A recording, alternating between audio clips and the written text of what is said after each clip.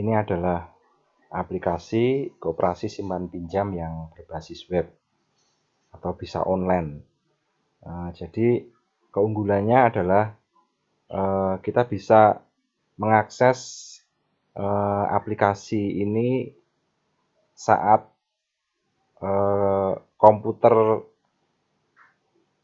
yang biasa dipakai misalkan di koperasi untuk bertransaksi itu dalam keadaan mati karena database tidak tersimpan di komputer tersebut. Database ditempatkan di hosting. Jadi kita bisa mengakses kapan saja, di mana saja, dengan device apa saja. Jadi bisa pakai HP, kemudian juga bisa pakai tablet. Itu keunggulannya. Nah, strukturnya seperti apa? Yang pertama, ini adalah tampilan utama ya, atau tampilan beranda di aplikasi ini. Di sini ada ringkasan dari menu-menu penting atau laporan-laporan penting dalam aplikasi ini. Yang pertama, ringkasan dari pinjaman kredit. Jadi akan menampilkan berapa transaksi kredit pada bulan ini ya, yang sudah terjadi pada tahun bulan ini. Kemudian jumlah nominal dari tagihan untuk tahun ini berapa. Kemudian juga sisa tagihannya berapa. Ini pinjaman kredit. Kemudian simpanan ya. Jadi simpanan ini akan menampilkan berapa simpanan anggota dalam nominal ya, jumlah nominalnya. Kemudian berapa yang ditarik secara tunai nominalnya, kemudian juga jumlah simpanannya berapa nominalnya. Kemudian ini kas pada bulan berjalan ya. Jadi debitnya berapa, kemudian kreditnya berapa, kemudian jumlahnya kasnya berapa, minus atau plus.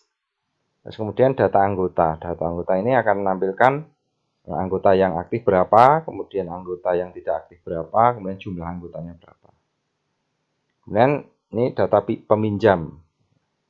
Ya, data peminjam yang sedang berjalan, jadi berapa peminjamnya, kemudian yang sudah lunas berapa, yang belum lunas berapa. Kemudian data pengguna. Data pengguna ini yang menggunakan aplikasi maksudnya. Menggunakan aplikasi ini baik operator atau admin atau juga membernya. Jadi berapa yang aktif, kemudian yang tidak aktif, kemudian jumlahnya totalnya berapa. Nah, kemudian di bagian kiri ini adalah menu-menu dan laporan dari aplikasi koperasi ini. Ini sebenarnya dibagi 4 besar ya. Yang pertama adalah pengaturan. Pengaturan ini mengatur tentang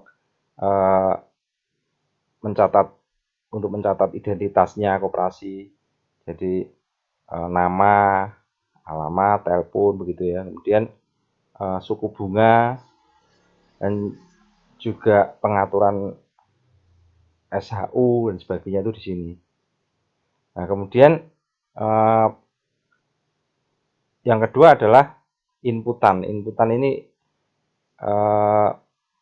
meliputi inputan jenis simpanan, jenis akun, kemudian jenis kas, lama angsurannya, kemudian data barang yang ada, data anggota, dan juga data pengguna. Ini inputan data. Jadi kalau yang pertama tadi pengaturan, yang kedua ini adalah inputan data yang dilakukan di awal pada waktu kita akan memakai aplikasi simpanan pinjam ini. Nah, kemudian baru yang ketiga adalah transaksi-transaksi. Ini ada 3 transaksi, modul transaksi. Yang pertama transaksi kas. Ini ada transaksi kas masuk, kas keluar, kemudian transfer antar kas ya. Terus kemudian yang transaksi yang kedua adalah transaksi simpanan. Simpanan ini ada 2. Jadi ada setoran, kemudian yang kedua adalah penarikan dana, setoran dan penarikan.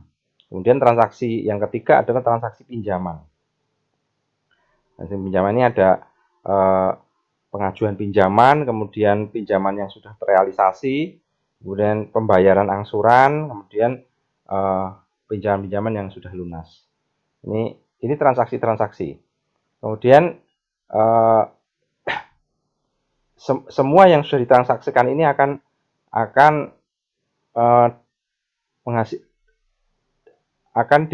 menghasilkan laporan-laporan atau akan muncul secara otomatis di laporan-laporan ini. Jadi ada laporan data anggota, laporan kas anggota, jatuh tempo, kredit macet, kemudian transaksi kas, buku besar, neraca saldo, kas simpanan, kas pinjaman, saldo kas, laba rugi, SHU. Jadi semua transaksi maupun data-data yang kita inputkan itu akan muncul secara otomatis di laporan ini yang bisa kita cek kapan saja berdasarkan periode tanggalnya.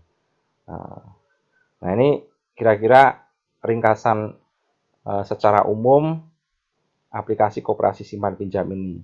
Di bagian berikutnya nanti akan dijelaskan ya bagaimana menggunakan aplikasi ini secara detail. Terima kasih, semoga membantu.